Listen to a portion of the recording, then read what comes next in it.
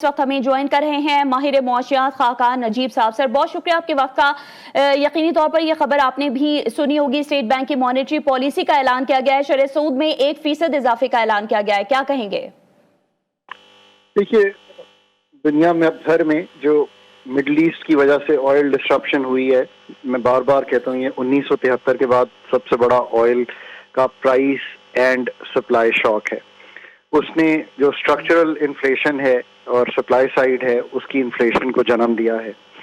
اور جو اس وقت اسٹیٹ بینک کا ٹارگٹ تھا 5 سے 7% انفلیشن کا اس سال کا, وہ لائکلی ہے کہ بریچ ہو جائے گا. اس کو دیکھتے ہوئے آبویسلی انہوں نے ایک سٹانس لیا. میری ذاتی رائے یہ ہے کہ 50 بیسس پوائنٹ یا 0.5% was enough to do, but چونکہ ہم ایک آئی ایم ایف کی انگیجمنٹ میں ہیں اور ان کو شاید دکھائی دے گا کہ لاسٹ کوارٹر میں جو انفلیشن ہے وہ شاید 12% کے اراؤنڈ چلی جائے گی اور فارورڈ لکنگ انفلیشن 8-10% کے درمیان چلی جائے, تو جو ریئل ریٹ ہے وہ اتنا پازیٹیو نہیں رہتا. یعنی کہ جو فرق ہے انفلیشن کا اور جو پالیسی ریٹ کا وہ شاید 2.5-3% پہ رکھنا چاہ رہے ہیں.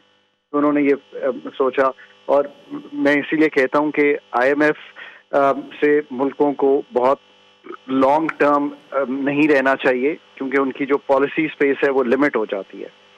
اور اس کو آئی تھنک اس لیے بھی کیا گیا ہے کہ اس سے تھوڑا سا جو ایکسٹرنل سیکٹر ہے, حالانکہ میرے خیال میں وہ ابھی افیکٹ نہیں ہوا اس طرح سے, ضرور $3 ارب ہمیں واپس کرنے پڑے ہیں جو ہم کو یو اے ای کو دینے پڑے 2.5 ارب اور 1 ارب 3-3.5 ارب ڈالر, بٹ ہمیں پھر سعودی عربیہ سے $3 ارب مل بھی گئے, 750 کا بانڈ بھی فلوٹ ہو گیا, ریمیٹنسز بھی ٹھیک ہیں. سو ایک یہ بھی, اور ہائر کوئی امپورٹ بل بھی نہیں آ رہا. پر اسٹرانگر ملک کو اسٹیبلائزیشن میں رکھنے کے لیے آئی تھنک کہ فنڈ کی بھی جو انگیجمنٹ ہوئی ہوگی اسٹیٹ بینک سے وہ ضرور یہی ہوئی ہوگی کہ جو پالیسی ریٹ ہے اس کو اپروپریٹلی ٹائٹ رکھیں.